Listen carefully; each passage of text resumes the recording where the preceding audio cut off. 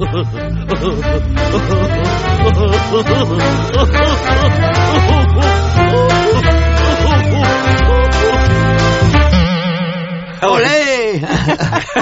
once again, I think we talked the show before we had the mic on or anything. So there's Greg after a beautiful picture. Greg. Who wants to hear about my cats? Much better. I do. I definitely want to hear about your cat. Okay. Definitely. Well, we'll wait 1 second though. So eventually, Led Zeppelin had the Starship. We're still working on the Patreon for the used Goodyear blimp. Then we'll visit our artist in Paris once we get it. You can name it, Greg.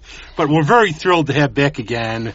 You prefer I've never asked you prefer Vicki or Victoria. I do like Vicki, actually. Yeah. Shorter to say to remember. Well, yeah, but yay, everybody's here. Vicki Rummler's back with us. Hey. Thank you for having me. And with the coolest shoes I've ever seen there. Well, I just gotten the abuse because I wore 2 different sneakers because I was a rush coming here. Okay, talk about your cats for a second. I got to get a picture of those shoes and we'll put them next to them. Oh, yeah, definitely. Put the cookies by them. The cats? Well, I was explaining to Vicki. Okay, now we have to do the cats first because they were talking about it. I'll make it short. So, 10 years ago, way back in the day. And wrapping up the show. I had 2 cats. One got hurt. And in the interim, I took in a cat that I didn't realize was pregnant. So the cat wouldn't go away, so I took it in and I fed it and all that stuff. Then eventually, as nature ordained it, it had kittens. So it had 4 kittens, and I kept one, and I found homes for 2. And my girlfriend took the other one. So my other cat, the older cat, got hurt before that. So after the vet saved his life, because he almost didn't make it, he recuperated at her house.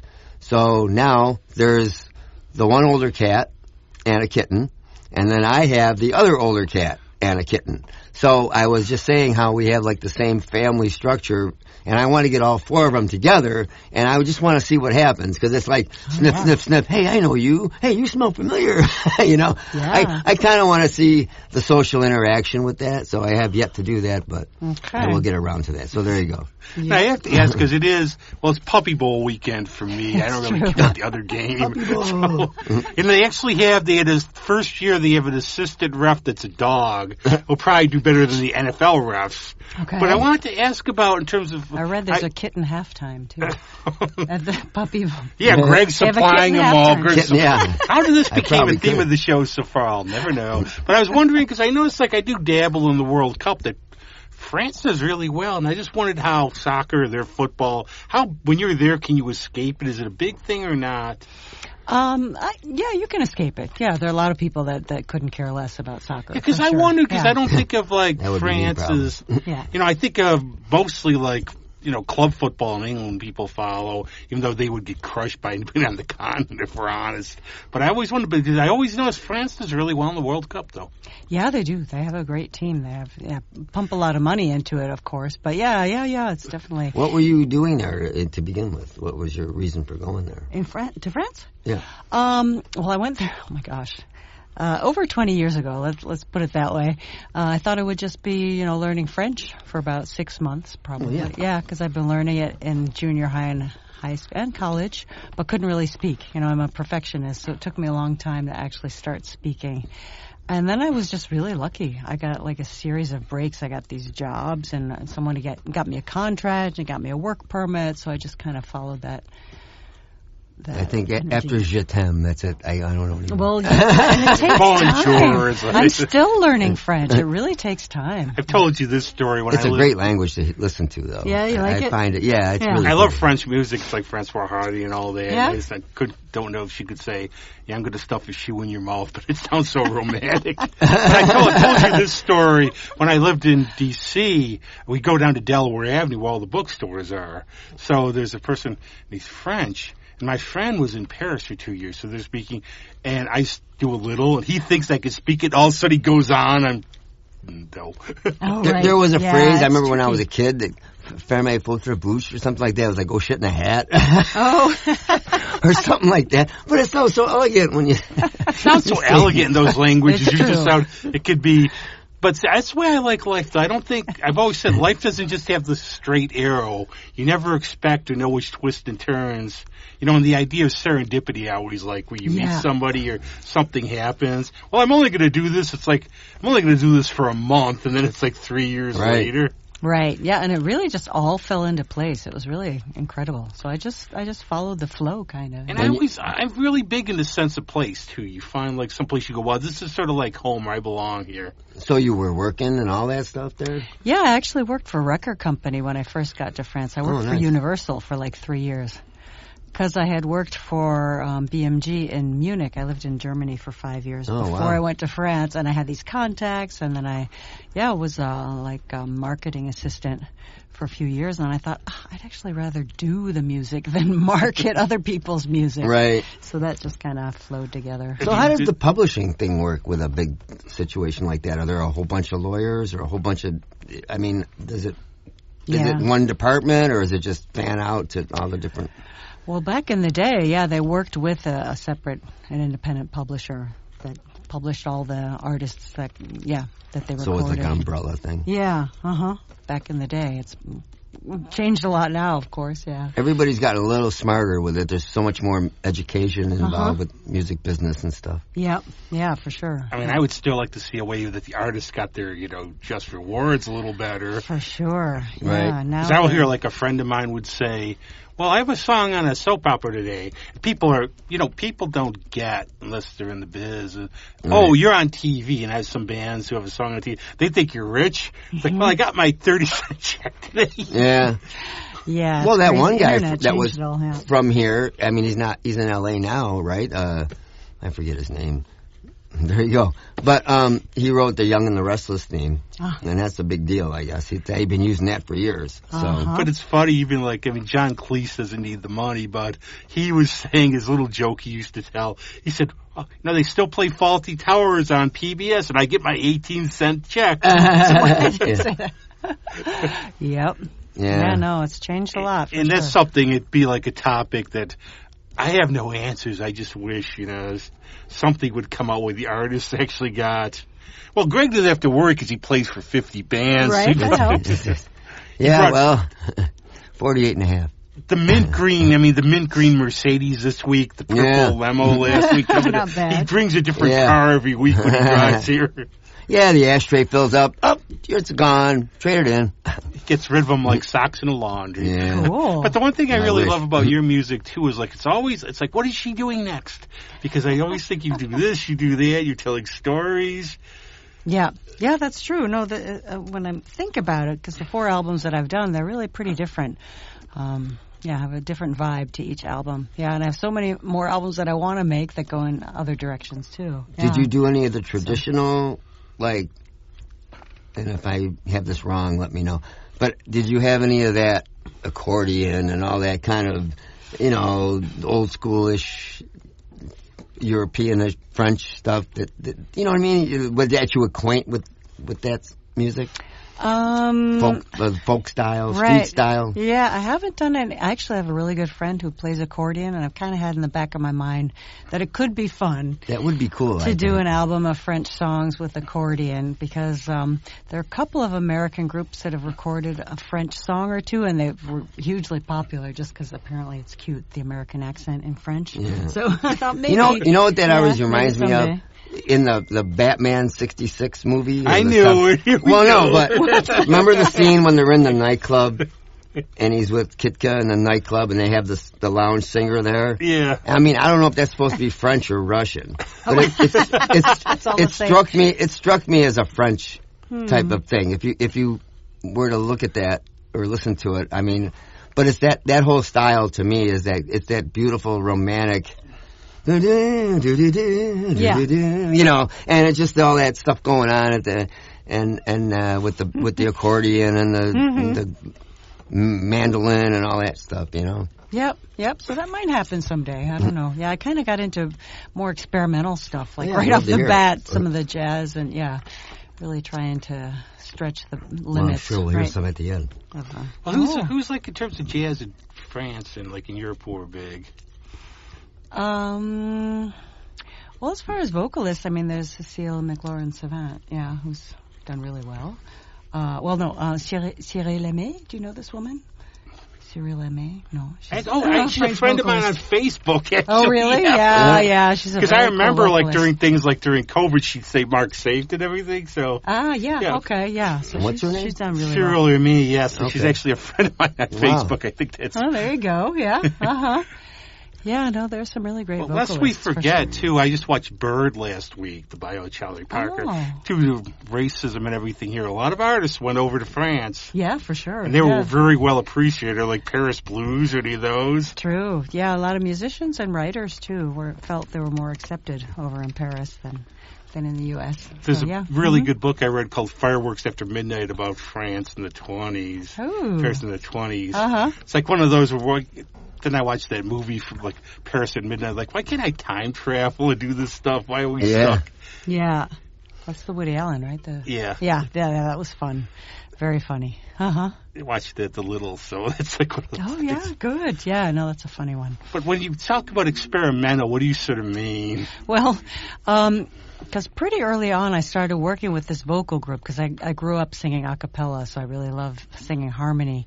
And there's this vocal group that called me one day, and I started working with them, and it's really, yeah, I guess you would call it experimental. It's like electro a cappella, so they work with loops already, and they were one of the first groups to do that, actually, like 25 years ago or so. And they put these effects on the vocals, so it sounds like you're a guitar, and they put pitches, so you can basically sing 2 or 3 notes at once.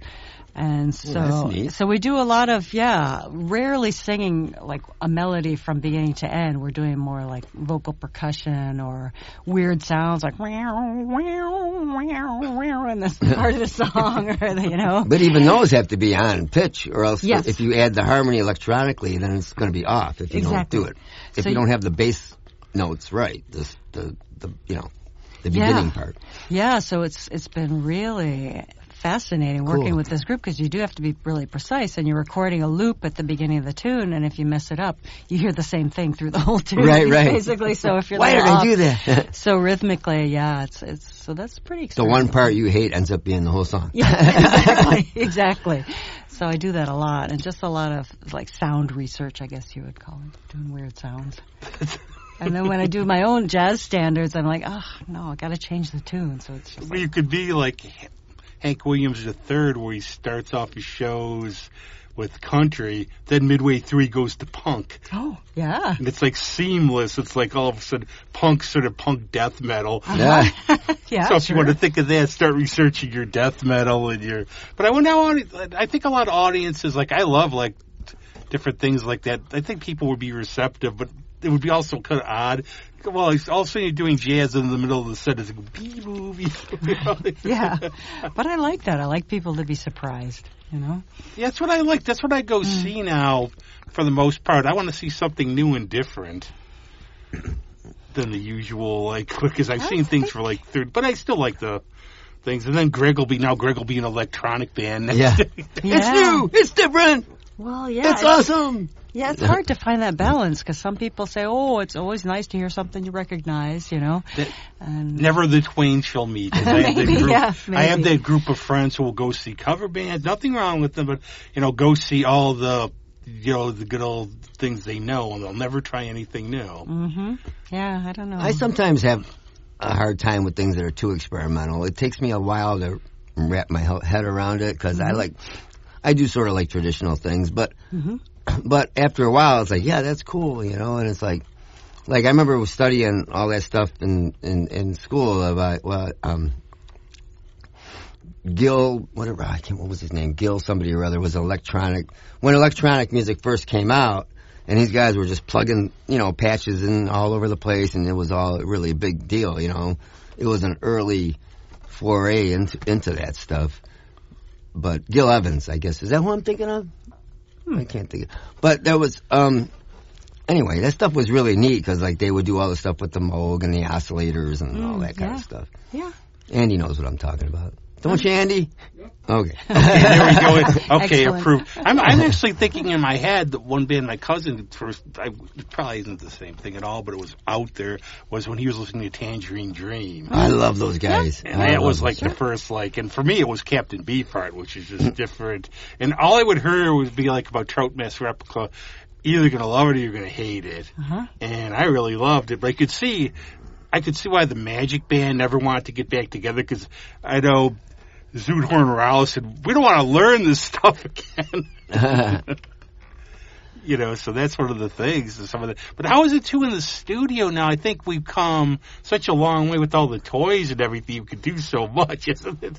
Yeah, and the guy that directs this electro acapella group I'm in, he just really does what he wants with our vocals. We record things, and then he cuts He's and the pastes and adds. mastermind. Yeah, but then we actually reproduce it on stage. Wow. So it's a really interesting process. Yeah. Yeah, I was going to ask about that. How is reproducing this stuff on stage? Yeah. So like the Beatles, where they come tour because they need an orchestra after Sgt. Pepper. You have to have a Cracker Jack sound guy. Yeah. Or tech, I mean, he has to have all that stuff figured out. Yeah, that's it. He spends an incredible amount of time making sure it's all set up for us. And then, we work a lot on getting the sounds just right and getting the rhythm just right. And so, it's pretty fascinating stuff. Wow. Yeah, but I still do think it's really important to actually be able to sing and work really hard on it, because a lot more people But now can it just be done with solar power in the future? Exactly. Yeah. Right. Well, the satellite has to hit. Okay, concert canceled because it was cloudy out. Oh, my gosh. That would be great. Yeah, take that, you lousy. Oh, man. Yeah. Never mind. It'll be We won't get interesting into to see that. what happens in the next I can see you 50 doing almost like a musical novel, like different things. I could. Oh, I like that term. Uh-huh. Yep. Yeah, that is Tell great. stories, even go through like children's stories or something. Yep. She thought of it. No. More fractured fairy tale type things. For me. No, and I actually kind of got into it because with my fourth album, my last album came out in May 2022, and it's cabin songs. I did an artist residency in the Porcupine Mountains on the UP, and I wrote all these songs, and they're in English. But for the French audience, I was like, I really want them to know what I'm talking about, even if they don't understand the lyrics. So I wrote all this text in French.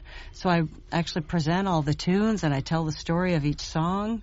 And that's the first time I'd done that much storytelling, and it kind of turned into a show. We did a whole, set up a bunch of lighting on it. So it really turned into this solo show where I accompany myself on piano and guitar. And it's a really bilingual thing, which I love. And the French audience is like, yeah, we got it. We felt like we're in the cabin with you. And so that's really fun. It was really fun. And storytelling. Didn't know I'd enjoy it so much. So. That would be like, actually, it's like a weird analogy, but Don Coscarelli, when he wrote Phantasm, he went off into a cabin, all isolated, and he just wrote. And that's why it came out, so... Yeah. I think it's kind of not exactly a rite of passage, but there are a lot of artists that do that. They're just like, I have to get away from everything to see what comes out. Wow. No, and I love isolation like that, and I think you pick up, I still love the story Herb Smith told about what he called, it's about walking by the woods, and he would talk about, I just go walking, and he would explain, the flute and everything. This is a chipmunk running across the road. Right. You become more observant to things. For sure. Well, this is like a purple bluish leaf coming to the ground. This could be a lyric. Kind of like the way they taught us The Sorcerer's Apprentice, back in the day. Remember those? Yeah. Those recordings. And the mouse running, and the flutes or the piccolos, and all that stuff. The one I remember the most, Peter and the Wolf. Yeah. Mm-hmm. Yeah, that was the same thing, right? Mm-hmm. Yeah. Done. It's good. Plus, was it like it all? My deranged mind, was it all creepy in the woods? I'm glad you asked. The guy with the mask and the ski. Totally.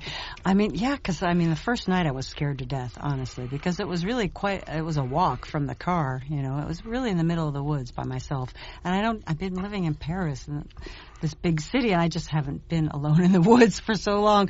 And at some point I thought I just watched too many movies, because of course there was nobody out there. Right. But the first couple couple of days, you're just like, what's going to happen? I actually wrote a blues called Scared because it you know why you're okay? Because you didn't bring a camera and do found footage. Yeah, right. Well, Right. They found the CD, and this is what happened. She went into the woods, and here's the thing. But I think what it does to you, too, because I'm a skeptic about a lot of things about, like, cryptozoology. Yeah, if they find it, they do. But I think you go in the woods, and you just hear, like, I don't know, like, if I'm walking, like a squirrel will make a huge noise. Not like the phone there, which... Oh, sorry about that. But, you know, when they go on, but you think it's this huge animal, and then you look and it's like a squirrel. Yeah, so every little noise will freak you out. That's true. They're magnified. And then I think of when I was in Cranberry Lake, and I was me to Greg with a bear looking at me through a bush, Really? and you back away really quick. And then you see them everywhere, and they were like in the back. But they would have people by the ice cream place. Oh, aren't they cute? It's like Yogi. Let's feed them. Yeah. They'd be on cars and stuff. Yeah. It's like, oh, hippos are nice. Let's keep one as a pet. Oh my gosh, no, it was. They definitely warned people to stay away from the bears, and they had bear-proof garbage cans in the park, and so I didn't you see look at any. the Adirondacks, there's a lot of that. No, Cranberry Lake, that's where it happened. And I saw them out in the back. Oh, okay. It's like after that, but that sort of fits into the cabin thing. You hear them all night. It's like, are they... Yeah. Yeah, Wow. and there was something actually under the cabin that was gnawing at the wood all night, so I hear this underneath my bed. So It's like you, just with the Lovecraftian horror in it coming. In approximately 1 hour, he will reach me. No, and I think back. There was one year when I was a kid during Christmas Eve, and I still remember it now. I was convinced somebody was trying to break in the house. You know what it was? It probably was, then I'm not thinking Santa in our neighborhood. But I think it was probably falling snow. But it was really weird. Wow. You know how your mind plays tricks on you. sure does, yeah, that's the thing, yeah. Wow, snow made that much noise? Or the wind. Or I just something? remember when I was a kid, and it still stands out to me. It was terrifying. Yeah, Wow. sure, yeah. You know, the wind, any little thing. It's True. true. Yeah. No, it was a great experience. It really was, because you feel all these emotions coming at you, like, oh, gee, I didn't know I felt that way, and just We'll rent a cabin and we'll do this for a month in a cabin. Yeah. Yeah, okay. Let's do it. Then you'll Greg's see. too busy. We'll Plays in finish. 100 bands. I'll find a way. We'll see these bears like with a scarf on, like in a month or something. One of me. For sure. Yeah. My own weird paranoia would be, and I know a little out about reptiles, but anyway, like I'd be like poisonous snakes anywhere they are. I was talking to Anna Smirk last night. She played with Adriana. She's from Australia, and I told her there's a good friend of mine in Australia, and I can't very much because all the things you have living there. And my friend had a western brown snake in her bedroom. Really? Yeah, I mean here. Wow. Here, what are we going to get? You might get like a rat on the porch or something. I'm not sure which I trust more or less. Snakes don't really do too much. No, but still, it's like that. There's a thing they used to say in Costa Rica if you were in the woods. If you're going to fall, don't brace yourself. Oh. Because you might put your hand on something. Oh, right. Well, that makes sense. I mean, they're a lot more harmless than they say snake, and people like Richard Pryor jokes. Somebody yells snake, you run. Yeah. Huh. Yeah, I would do a lot of research probably before I went to Australia. Make sure. I don't want to go. Clear of those things. It seems like they think 16 to 18 of the worst 20 most poisonous animals live there. Mm-hmm. But people because most of Australia, you're on the coast. They're mostly inland. Mm-hmm. My encounter with a wombat. I would And love he that, lived. Yeah, I'd love that. I'd like all the kiwi birds like in New Zealand would be something. Yeah. Yep, and I've heard in Australia they have really aggressive magpies too. Like Really? they have them. There's another one. What is it, Europe, they're not Cassowary or aggressive. something that can kill you? It's like just dive bomb you when you're like walking. I think I have your new concept album. Can you? Okay, A yeah. cabin out in the outback. That might happen, actually. I was thinking of that because I am a big animal lover, and I was thinking that I might do something like that, work in an animal sanctuary in Australia and like write about koalas or something. So I don't Your know. own pet sounds. That would be neat. There's actually a place in Varysburg up here. It's an animal sanctuary. Yeah. And I took one of the non-funniest things I've ever heard. one of the workers is there. He's like, we've only had 3 workers killed. There's like something charged. But there was but what they do is they take you around. They're all like water buffalo, news, all these things. And they give you a little food. They come right up. So the big water buffalo's by my dad. I'm like, pet him. I'm not touching it. It got his hat on his horn. So his hat was hanging on his horn. Jeez. No, but it was a lot of fun. It's like, you get to see these in the wild and everything. You're like, this thing's not going to charge the...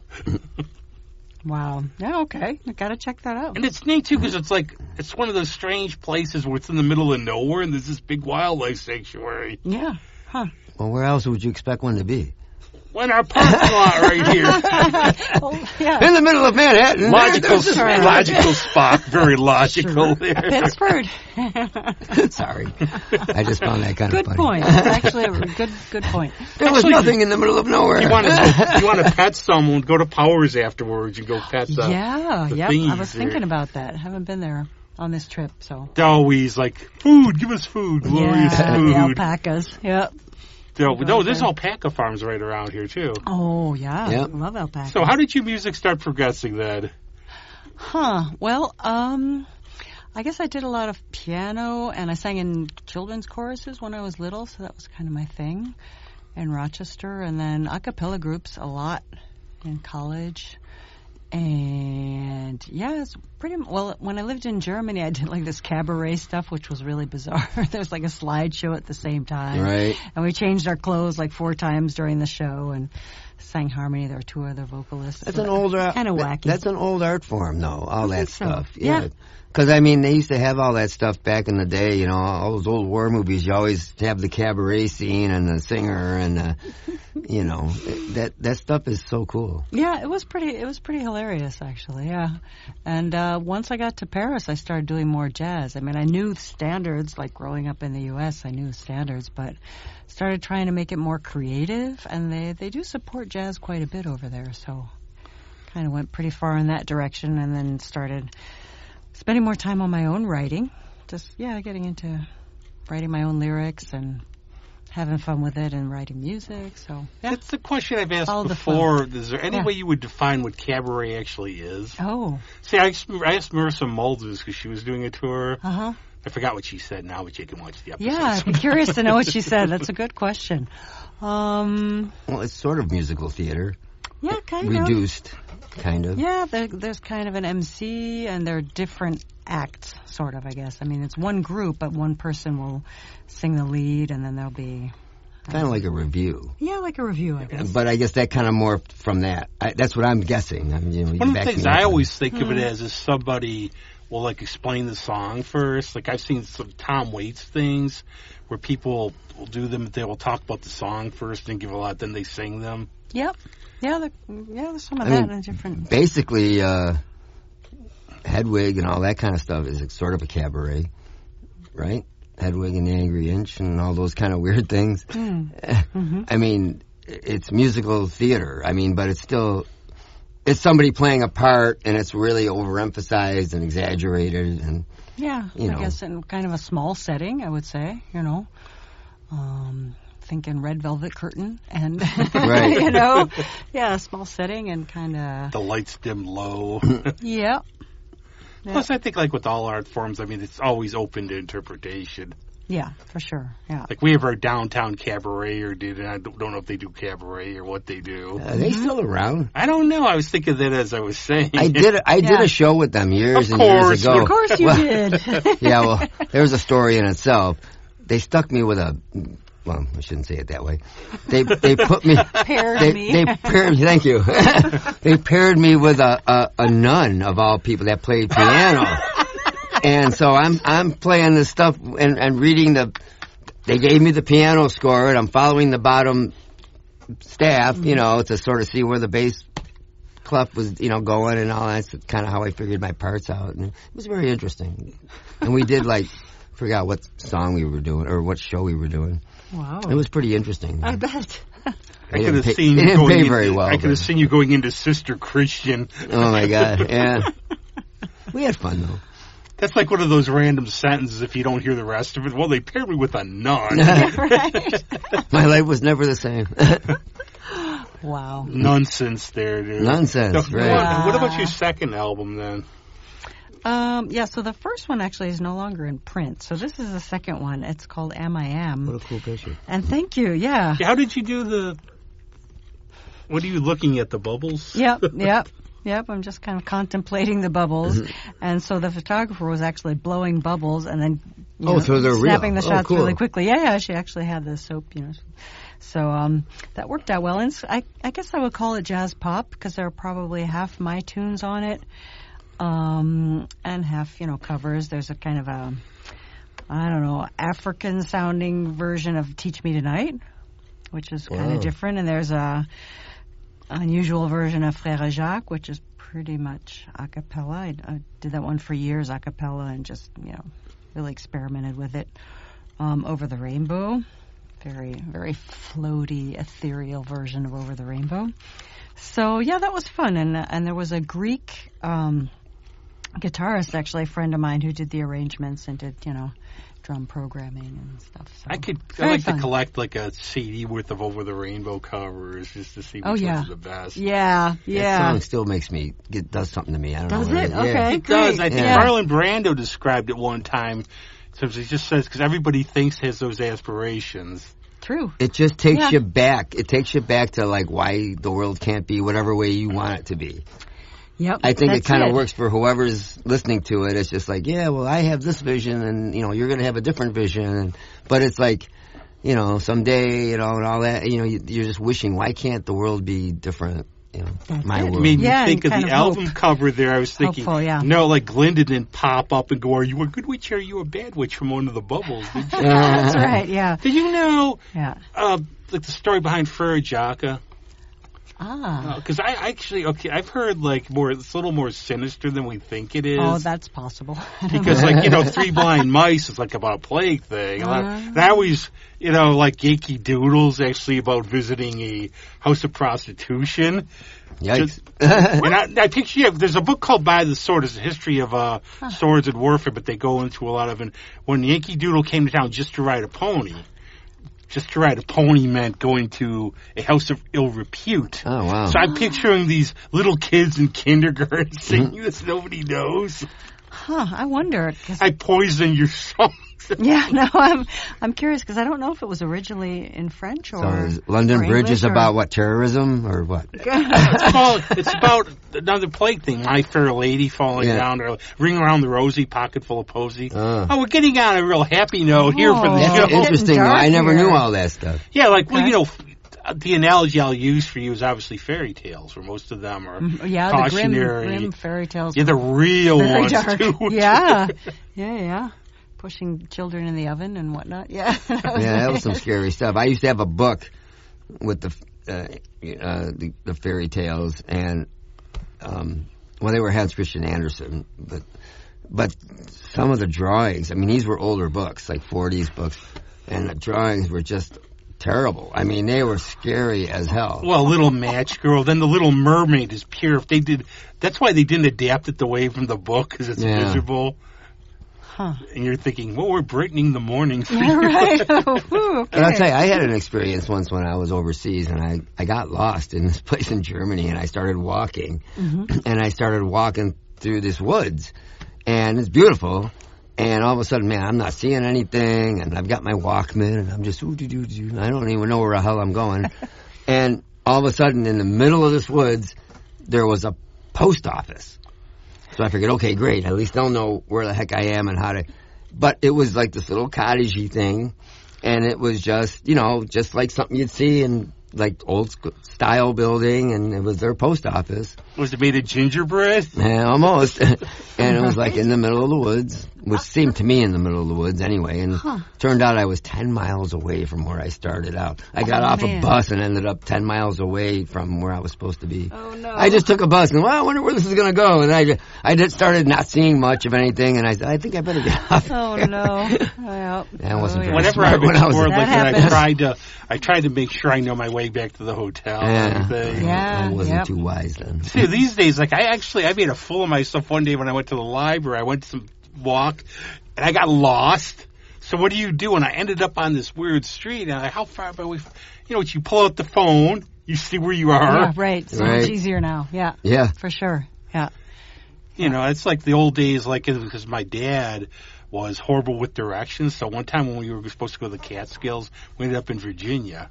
Oh, really? Yeah. Oh, my gosh. Same mountains, I guess, and Oh, everything. yeah. But so I got, if I plan a trip somewhere, like when I visit my friend in Philly, I would have the map out looking, and I'd have my GPS. Right. Yeah, the map. Oh, my gosh. Yeah. Oh, I used to love reading maps and everything. You see, okay, I'm here. That's then true. You end up going, and there's construction. No! I can't go an opposite route.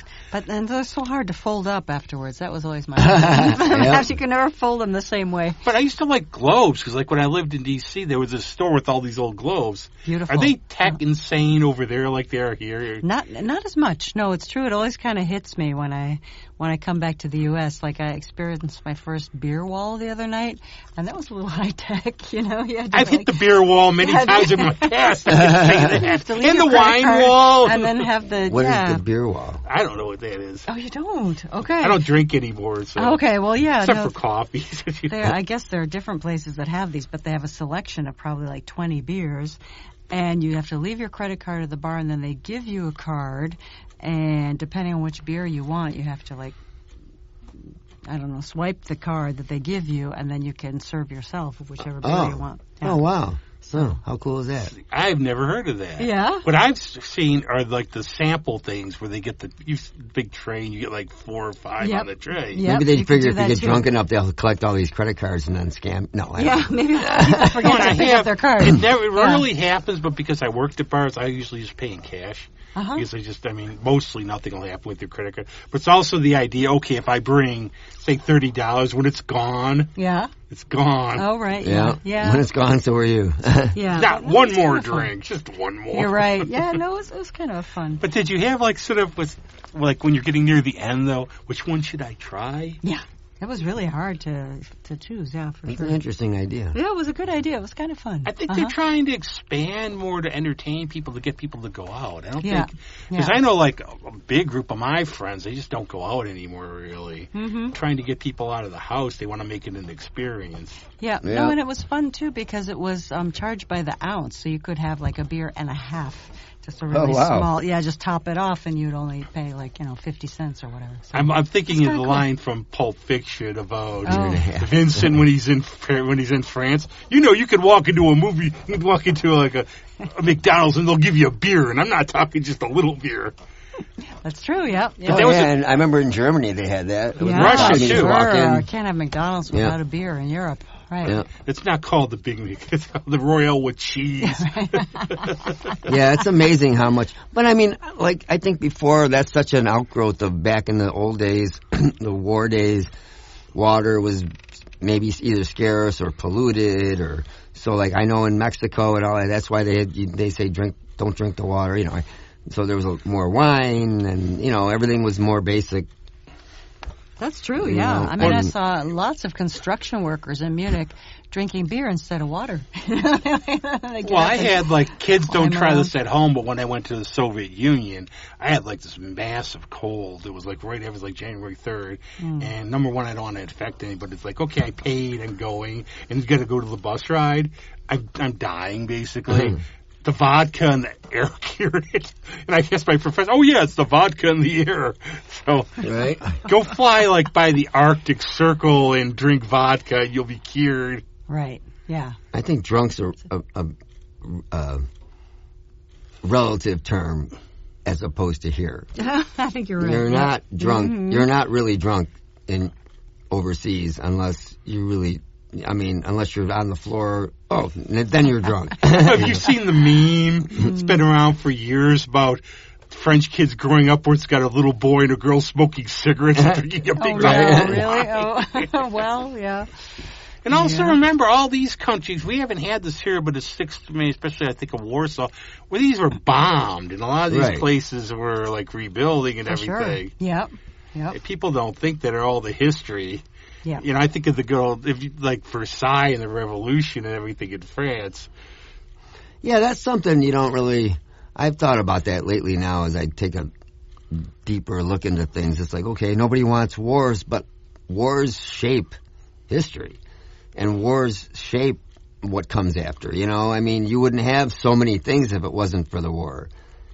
And them rebuilding things. When you do buildings over again, well, then they get more modern, and then you have this and that you wouldn't have. It ruins some of the aesthetic, but still, you know what I'm trying to say? Like, war does change everything. Well, in a way, there's a lot of new tech and inventions. Yeah. But the other part's miserable, though. Right, so. right. I mean, kids playing in rubble. I mean, all those old... You watch a lot of those old, like... the older movies, like European movies, and they always have those scenes where the kids are just, I mean, Berlin, London was all bombed out. I mean, can you imagine growing up in that? I mean, that's got to be hard. No, that's true. And actually, I spend time in Hamburg, Germany, because my sister lives in Hamburg. And it's true that, that was pretty much decimated during the war. But they have built up these really interesting, like, eco-friendly buildings. So I actually think about it when I go to Hamburg, New York, and it's like, not hamburger, it's Hamburg. Oh, right. I was in the train station there once because I was doing a tour, Yeah. A big train station, man, Hamburg. Yeah, it's true. It's huge, yeah. See, Greg is everywhere. Well, that was my one big foray overseas. I'll never... Right. Yeah, but in Paris, I mean, all the buildings were preserved, so that's very fortunate that they were. You know, they worked really hard to renovate them and clean them, and so that's really great. Did they have to deal with the same art theft stuff in that over there as they did, you know, from World War II? Was there a lot of that in France or no? I guess not so much. Well, I don't know, actually. In Paris, could be. I think they might be a little more on point with that stuff than... It's interesting. I just was wondering. Yeah. I have to ask this. Well, you have the Mona Lisa in your room at home somewhere. So that's a different country. Pretty close to where I live, yeah. But I was going to ask you, what's the biggest from living over there? And I've asked you this question before, but my memory is not what it used to be. What's the biggest when you've lived over here, first going over there, but then here? What are the biggest culture shocks? That we're all idiots here now, basically. No. I mean, it's true. I've been over there a long time, so it's... I guess when I first got over there, well, the thing is the space. The thing that really hits me is the space. I really miss the space. That might be what I miss most about the U.S. You know, having, big cars and wide sidewalks and, and also parking spaces space and, personal space. Yep, in the restaurants. I mean, especially in Paris because it's a really dense city, So when you want to have dinner in a restaurant, they have to, pull out the table and then you get in and sit on the bench and then they push the table back in. It's locked in. So things like that. You cannot leave. You'll have all 12 courses. Yeah. Well, again, that's where a lot of that architecture comes from, where everybody thinks, all these overpriced, Scandinavian furniture, everything, because they for small spaces. So they have to come up with ways to, that your closet becomes for sure a dining room table or something, Some people don't get. I've actually had to explain to some friends at Swans because if you go there, it's like European, so people sit. It's like communal. Yeah, for sure. Yeah, so there's that. The only thing I don't like about it is every now and then you get the person looking. Oh, what's that? Yeah, right. Yeah, right. Yeah. I've never been there. I got to get over there. Yeah. No. And we talk about. I mean, we're talking about the war, but I think there is something. Maybe in a lot of European cultures about being a little standoffish, whereas maybe in the U.S. people can be friendlier. And I actually read a book about how to assimilate into French culture because I was kind of confused when I first got there. And in France, you don't just walk down the street smiling at people because they're going to think you're seriously disturbed, insane or something, or you got a message or something. Yeah, so you don't. They're like, no, you need to have a reason to smile. Whereas here you can just go say hi to somebody and Rush Chairman, I'm glad to meet you. Yeah, so I had to get used to that. It's actually around here though too, because my mom's hairdresser, he lived in Colorado, and he said, in Colorado, everybody you say hi. When I moved up here, people would look at me like, oh, okay, yeah. So it maybe depends on the states too, where you are. But I find a mix. I find some people. They look like, especially if I walk out in this section, people look like, where did he come from? Oh, okay. All right. Yeah. So I guess it depends on where you are. But, that hit me when I first got there. I know. I thought it was weird that, like, well, Switzerland, but it was like that whole 2-hour lunch thing. Oh, yeah. You know, it's like, okay, the world just stops for 2 hours. That's true. And Yep. that's it. I think like don't bother me, don't call me. You know, the idea of the siesta in Mexico is just because it gets so freaking hot. Right. Yeah. Yep. Yep. And they do have that. Yeah, in Italy too. They just close from like. but don't you think maybe noon that until stops the 5 whole p.m. health? That's a better health thing. It only de-stresses you during your day. It makes your day longer, but still, you know, you're not going home going, oh man, I want to kill myself. Yeah, that's true. I'm Yep. like, especially like in London, I didn't see like people were friendly. They weren't, but still the best for that was still like the drunken soccer hooligans you saw. Oh yeah, like, right. Yeah, they you were got the extremes. But they were great where they looking at me. They looking at me, you my dear, you're cute. But then they look at me, you though, darling, you're beautiful. So I love London soccer hooligans. It's like a PSA. When you drink, you think this is beautiful. Right? Yeah, no, there are definitely those contrasts too. And it's weird too because people don't get there. Like the pubs will close at 12, but now they have private clubs. You can go to different clubs. But I guess the whole idea behind it, there's a logic behind it. They don't want to close at the same time everything because then people go rushing out. That's true. Yeah. Yeah, no, there's certainly a few things, but I've really gotten used to it over there. What about the food stuff? Was it hard to get used to different food things, or? Yeah, and I still have my comfort foods, my mac and cheese that I take with me when I go back. You know what it was? Still, I'll never forget, like my friends from England, they wanted me to send them A1 sauce. Oh, yeah, that's true. Because they liked it a lot better than HP. But then the thing was, I said, okay, they said, you know, this might blow up on the plane. That's true. Yeah. Yeah, no, I guess it took some getting used to when I first moved over there, yeah. So have you ever the had French that cheeses cargo? are really strong if you're not used to them. It's just like, woo, Oh, what is yeah, that? I'll bet. Yeah, can I clean my shoes with that? What is Yeah. that? You know, but I got used to It it. was Asia in a cave for 30 years. Exactly. Yeah, no, my brother came over to visit and I gave him some French cheese. I was already used to it, but he tried it and he's like, is this how it's supposed to taste? I like the stronger cheeses. I don't know about that one, though. I do, too. But I actually think that, like, what is the perception of us now? Are we all, like, lunatics or something, do they figure? Well, They go, well, there's this guy in upstate New York. He drums for everybody. Yeah. Yeah. What are you, crazy? Yeah, no, I think there's the really, really mixed opinions depending on who you talk to, for sure. And I would get that, too. Like, asked a friend from England, it's like, what did you think about being here? It's like, well, you're all nuts. One of my other friends. But one of the best, there's a scene actually in the movie Tusk, Johnny Depp's a French-Canadian. They're hunting like the serial killer, right? So there's two Americans. He pulls out a thing when they're going to go in the house and their guns. He's trying to give it to them. Like, we don't want them. You're Americans. Right, yeah. Right, yeah. So, Is there a perception shaped by television and movies, or do you think they are based in fact? Yeah, no, I think it's shaped by television for sure. Yeah, Like they Well, think just everybody's like, a cowboy and all that kind of stuff. just like Emily in Paris, you know, gives Americans an idea what it's supposed to be like to live in France. Right. You know? Yeah, sure. I found, like, The media. Like, I was watching Band of Outsiders recently, got her, and I love all Truffaut and Jules and Jim and all those. Now, sometimes, though, I'll be doing something. I'm like, why can't I understand this? Oh, I didn't put the subtitles on. Right. Oh, right, yeah. Whoops. And I love, like, the European movies and the French cinema, Italian cinema, because what they do is they take a simple story and make it profound. That's true. That's what they really do. It's like a simple concept, but they do something really cool with it. Like La Ventura, which is somebody goes missing. And but it's so much more. Well, here we have these like $400 million films with all this stuff. Right. That's true. Well, that's actually a saying in French. Why make it simple when you can make it complicated? My life. It's my life. There you go. So that's true. They do take things really in depth, and yeah, sometimes things. They delve into things, the why. And Yep. Yeah. Yep, that's it. Well, that's cool. I mean, I think there's a good thing for both for sure. Yep. ways of thinking. I remember a guy when I was in again that experience when I was overseas. The one guy said to me, he goes, "America's a great place. Where else can an actor be president?" And you know, to them, that's he was an actor being a president. Yeah. And, they weren't thinking of the political part of it. It was like to me that, I don't know, it said something to me for some reason, like, wow, that's the way it looks, huh? Mm-hmm. Yep.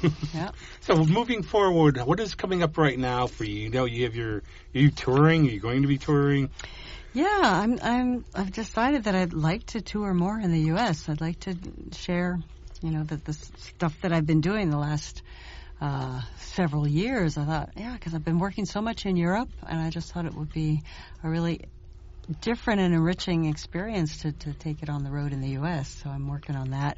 And I know I have to go kind of by region because I've been used to Europe where you can just take a train and in 2 hours you can get to a different country and everything. But here you have to really set it up so that you're not in the car for 24 hours every time, or I don't know.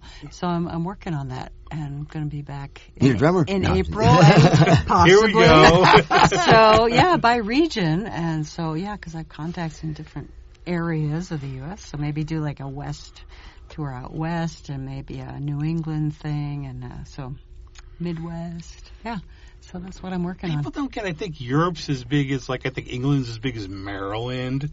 For some of these, we don't think of it that way, but you can go. France is as big as Texas. Wow. Nothing's as big as Texas. Yeah. So that's No, well, I love, like I said, looking at maps, and there's this one good map you could see where you could fit China, the U.S., and Europe into Africa. Wow. And Africa you don't think of as the biggest continent just because on the map it's not shaped. You think it would be Asia. Huh, yeah, that's true. But in the heat of the moment you realize it was Africa and the rain's down there. Okay, sorry. Yeah. Mm-hmm. But it's amazing. But there's a saying I think that, and this is in England, that in England 200 miles is a long way, in America 200 years is a long time. Mm-hmm. Yeah, exactly. Yeah. Yeah, we're relatively a baby country. Right. When you think of the whole European, history. Going the way of Rome. Or at least. Maybe. You think about that, and you think that there's I used to think when I first moved to Europe that there's still this kind of enthusiasm that Americans have because it's a young country. People are like, yeah, we can do it, and let's go further, and let's go to the outer space and whatnot, and the Europeans are always a little more hesitant, to take risks. And things are fine. Why, change it? Yeah, and they've been through wars and everything, so they know what the risks are, whereas the Americans are like, yeah, do it, just do it. Yeah, live for today. I've been to some countries where I wanted to kiss the ground when I came back here. There's other places I really like, but some places I've been to. Yeah. Well, yeah, the yardstick is, whatever you're used to. And people come here and they go, it's amazing, you can do whatever you want without, maybe less police interference or less restrictions somehow. I don't know. And then you go other places and we think it's cool because we're just used to, I don't know. Well, in North Korea, the recent news was a bunch of teens were sentenced to hard labor camps because listening to Korean K-pop. Oh, well, really? yeah, right. I mean, I have my views on bad music, but I'm not going to... Yeah, that's pretty extreme. You were listening to this labor camp for you. Oh, he's drumming in that band too, okay. Yeah. Many parents would probably love that. Send them to hard labor. I can't do anything with them. Here, you take them. What cracks me up, too, is I was reading about 50s rock. Remember how dangerous it was? Yeah. I mean, even for me, Sure. I went to see Ozzy. I couldn't get any of my friends to go because their parents thought he worshipped the devil. Or you see the old movies, if my hair was like this, hey, it's the best girl you've ever known. My dad had this barber. He was one of those old Marine guys. Oh, yeah. It's you brought your daughter again. Oh, yeah. Oh, man. Oh, yeah, my father used to throw communist around and all this stuff. You grew up, it was weird, man, because the World War II guys were not real happy about a lot of the changes that were going on. Whereas that's another story. My dad drove a tank into a lake in Japan when he was over there. Yeah. He got out. Okay, good. I guess so. Yeah, but you're going to do the Ian Gillan thing where, I guess what he would do for tour is he would pick the places he wanted to see, so he's in Europe and Asia. Do that for America. I think I would do that, yeah, and definitely visiting friends, too, along the way, because I do have friends, and some of them are actually, connected with music, so that's, yeah. I would think, too, you get, I love the background like I've driven a lot of the back roads. You see the real America, the reptile houses, the big balls of string, the weird, sure, yeah, antique stuff and everything. I think you're going to get another couple albums out of this. I think so, yeah. One time I drove through and I did a gig in Des Moines, and it was around the time of the Iowa State Fair, so I got to go there and see butter sculptures, and I was gigging, and so that was great, yeah. Oh, how cool, yeah. An old college friend, so yeah. That's blueberry pie. That's way to do it. For sure. Just surreal, coming from Paris to Des Moines. Is this going to be some of the electronic music? Oh. Or is it going to be, what's it going to be? No, a I mix think of everything? Yeah, I'm probably going to try and keep it simple. Maybe do some gigs with like a local guitarist, because my third album is these movie tunes, all duos with guitarists. So, yeah, that's a little bit more jazz-oriented. Yeah, this was a really fun album to do. Thank you. Really Thank you. Sorry you can't see them, but... Yeah, right. My only thing with this one, I always worry, because it's like, so I just have a warped mind when I'm thinking, when they're taking the picture, you step back a little. Oh, right. You step back a little. I was going to say, I'm glad they fixed her leg. But no, and then I always look for shark fins in the water on any water photos. Oh, right. That thing's sticking. Oh, it's a branch. Yeah, no, so if you happen to check out my album Leaps and Bounds online, on the cover I am like on this, it looks like a cliff overlooking a beautiful lake called the Lake of the Clouds. And that's a beautiful picture. It does look like I only have half a leg, because one leg is like... I didn't even know. I'll do anything to sell records. But I wasn't actually that far from the edge, but it does I know, look but like it's funny. It's cool. It does. It's like the back should have shown like your hat, like just the only thing off the cliff. Right. Buy this album we needed for the rescue effort. Yeah, that would have been, So suspense. It kind of like draws. No, these are really cool pictures. And then thank you. I actually laughed. Like some of the pictures. There's this one band, Mrs. Scanato. It's a Mountain Mojo Authority now. I don't know how they got so they get a friend of theirs. You want to be on an album cover? So like stand here, and the album cover hit that with a dodgeball. And it says, you didn't see this coming. Oh my gosh. Hilarious. Great. I should have brought this book. I never thought of it. If we go on again, I'll bring it. Oh, she'll be back. She makes her annual search I have this around great the world. book that somebody gave me when I was over there. And it's called Panoramic Views of Switzerland. Nice. And it's a big hardcover, and it's in 3 languages.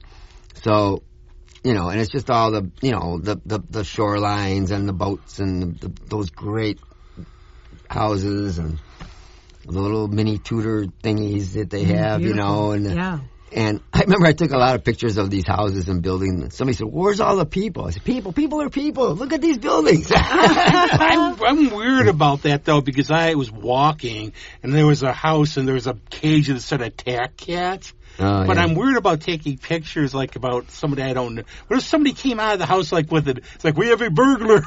Well, I was like on a corner and I was shooting across the street or something. I mean, that even looks better. He's trying to hide. Yeah.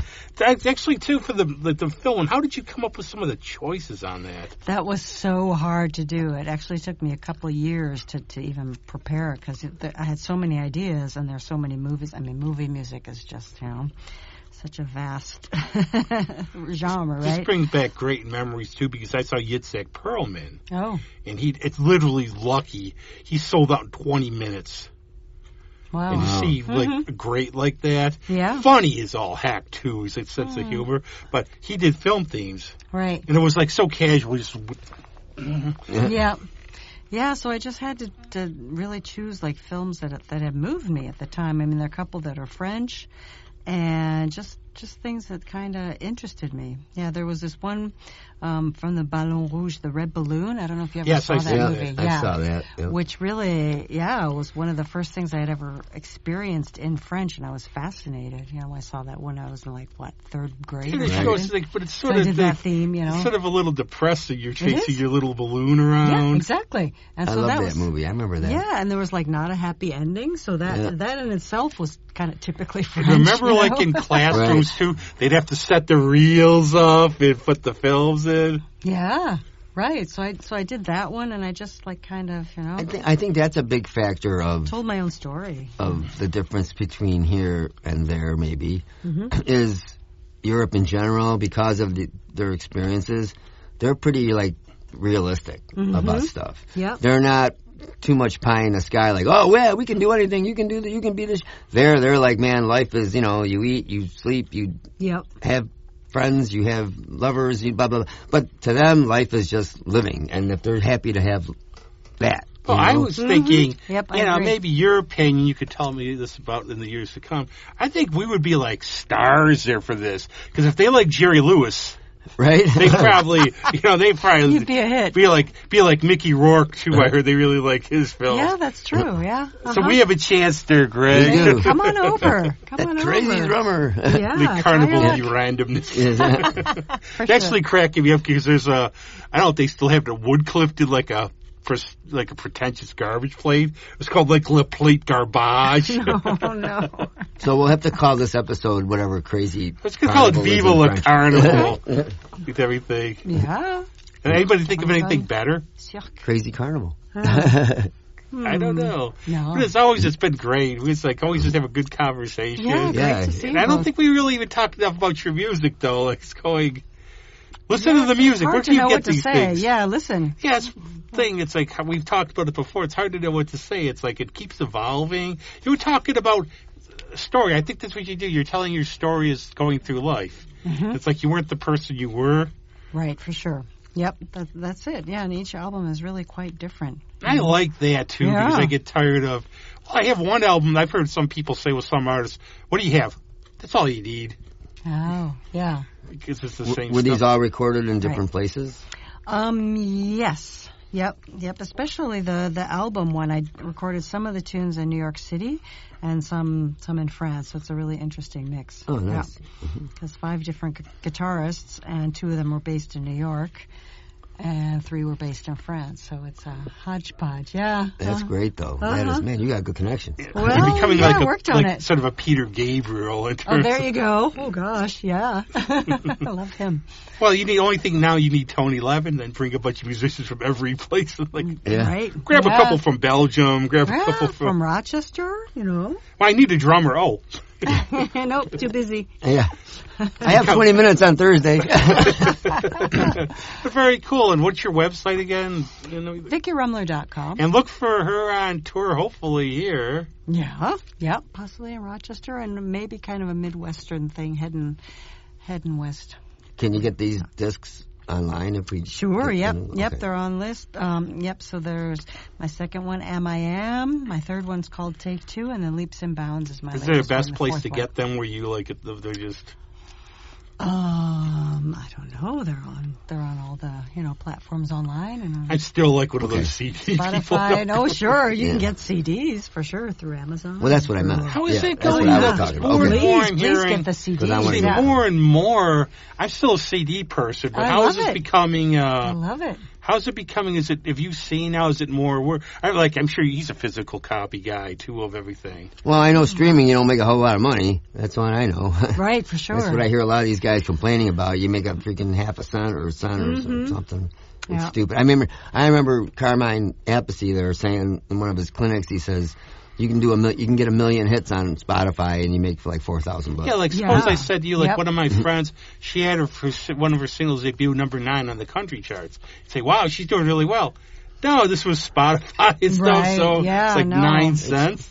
It's terrible. Again, I don't want to get on this whole thing, but again, they always find a way to stick it to the artist, and it just isn't right. It's just another bunch of gangsters to me. They've just come up with a different way to rip us off. And it's kind of sad. It used to be the guy in a shark skin suit. And at least you knew where you stood with them, Okay, when you get back to France, see if you can get him a job at one of those cheese factories. All right, I'll set you up. Fromage. For sure. I feel like the Three Stooges. You'll have a clothespin on here. So website VickiRummler.com. Yep. Mm-hmm. I've gotten that way with names, so it's like Victoria Vicky. Vicky. Well, yeah, the French really love Victoria. Vicky's kind of a dog's name in France, so that's how I kind of became Victoria over there. But I grew up as Vicky. They named the dog Indiana. But thanks a lot. It's always fun. Great to see you. Well, actually, one thing before we end, Greg. Of course. You're going to end me? Anything coming up within an hour with you? I actually have a recording thing at 2 o'clock. Oh, my goodness, I'm shocked. I'm helping a guy out on his song. It's one song, so. I'm convinced with Greg now, it's become he's walking down the street and some people, hey, you want to come and drum with me? Yeah, almost. And then I got a gig at I'm playing with Brian Lindsay at the B-side on Friday, I believe, the 16th. But that's Friday. Yeah. And then, of course, there's Valentine's Day. Right. So, yes. Be nice to your Valentine. Well, you were. Thanks for the cookies. Oh, you're welcome. Yeah, and on that, we always wondered, Andy always wondered if we were going to end. So we're done. See you. Bye. Bye. Bye. In the heart of the city is a silent home. 2 windows on courtyards far from the throne of traffic and talking. In the heart of the courtyard is a silent soul. A lifetime of blessings can't make it whole if living is lonely.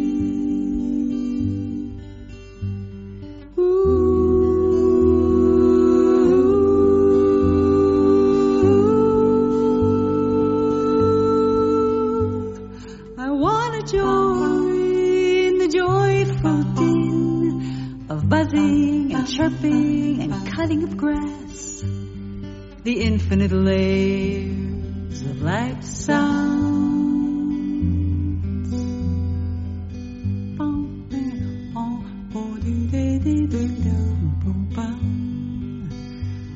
But it would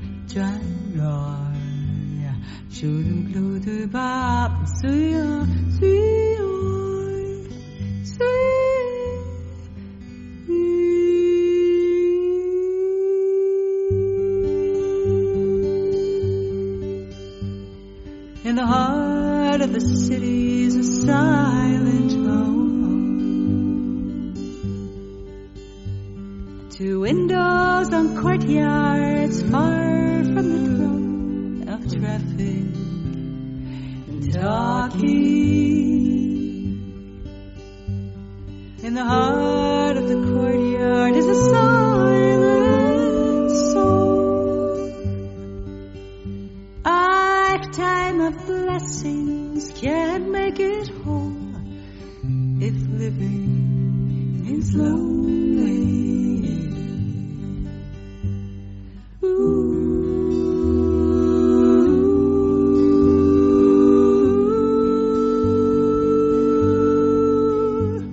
I want to join the joyful din of buzzing and chirping and cutting of grass, the infinite layers of day sounds and gray sounds, and sad sounds and clouds.